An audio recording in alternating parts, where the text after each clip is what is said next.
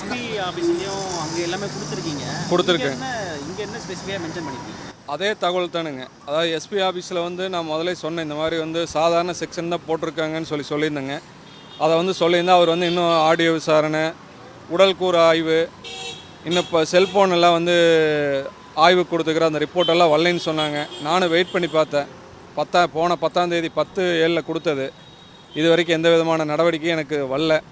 அதனால் எனக்கு என்னென்ன வழக்கு இன்னும் தோய்வாக போயிட்டுருக்குன்னு சொல்லிவிட்டு நான் இப்போ வந்து டிஜிபி அலுவலகத்தில் புகார் கொடுத்துருக்கேன். அவர் உடனடியாக முன்னாடியே எஸ்பி கூப்பிட்டு பேசிட்டார். நல்ல விதமாக பண்ணி கொடுக்குறேன்னு சொல்லியிருக்காங்க.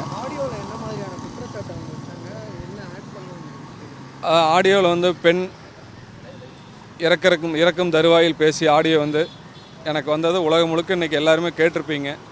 அதில் வந்து உடலாலும் மனதாலும், ஏன்னா சில விஷயங்களை சொல்ல முடியாது, அவ்வளோ கேவலமாக நடந்திருக்கிறாங்க பெண்கிட்ட.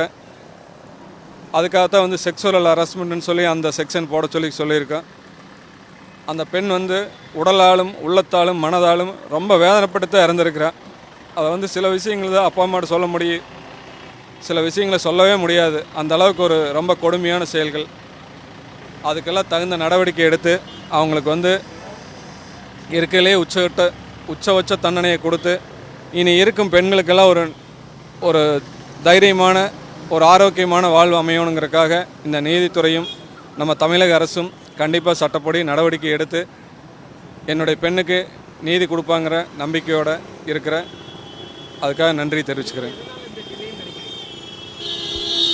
அதான் ஏன்னா சட்டத்தில் வந்து எதுக்காக டிலே ஆகுதுன்னு எனக்கு சொல்ல தெரியலைங்க. என்னுடைய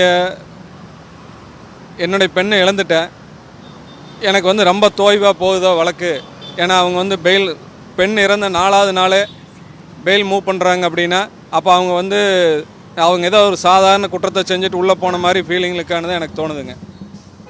ஏன்னா பெண் 28ஆம் தேதி இறக்குறா, 4ஆம் தேதியே பெயிலுக்கு மூவ் பண்ணுறாங்க செஷன்ஸ் கோர்ட் திருப்பூரில். அப்படி இருக்கிற போது அவங்களுக்கு வந்து அவங்க செஞ்ச கொடுமைகள் வந்து அவங்களுக்கே வந்து சாதாரணமாக பண்ண மாதிரி ஃபீல் பண்ணுறாங்கன்னா அப்போ அவங்க சட்டத்திட்டத்தை வந்து ரொம்ப வந்து எளிமையாக தான் அவங்க எடுத்துக்கிட்டு இந்த எண்ணத்தோடு இருக்கிறாங்கிறத என்னால் உணர முடியுது. அதனால தான் வந்து கடுமையான தண்டனை இவங்களுக்கு கொடுக்கணுங்கிறக்காக தான் நான் வந்து இப்போ டிஜிபி கிட்ட வந்திருக்கேன்.